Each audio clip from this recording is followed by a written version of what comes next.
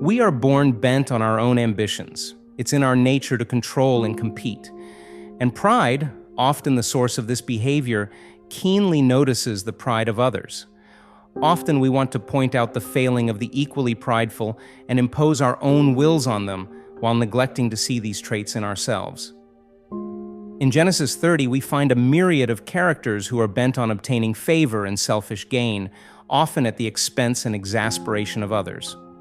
Rachel foolishly demands a son of Jacob in Genesis 31, and then, because the family dynamics weren't complicated enough, she has her handmaid bear her a child through Jacob. When she finally obtains a son, she is not joyful, she is triumphant.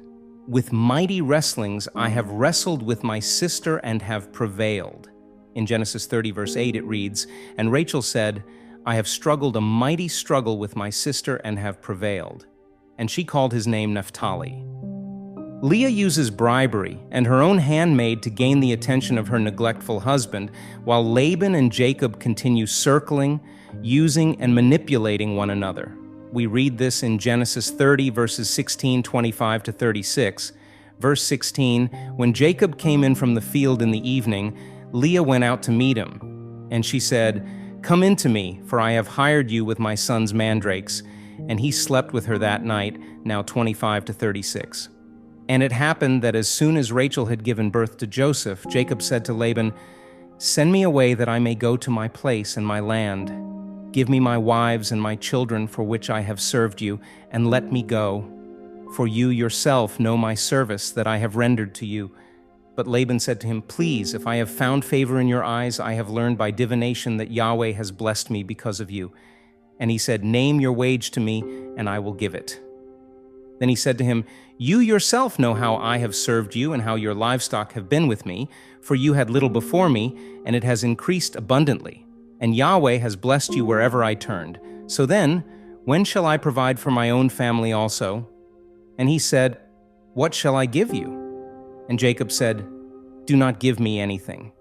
If you will do this thing for me, I will again feed your flocks and keep them. Let me pass through all your flocks today, removing all the speckled and spotted sheep from them, along with every dark-colored sheep among the sheep, and the spotted and speckled among the goats. That shall be my wages, and my righteousness will answer for me later when you come concerning my wages before you.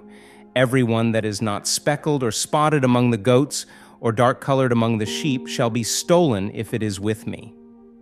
Then Laban said, 'Look, very well. It shall be according to your word.' But that day he removed the streaked and spotted male goats and all the speckled and spotted female goats, all that had white on it, and every dark-colored ram, and put them in the charge of his sons. And he put a journey of 3 days between him and Jacob pastured the remainder of Laban's flock. Though the battle is often with the other, ultimately the battle of wills ends with God.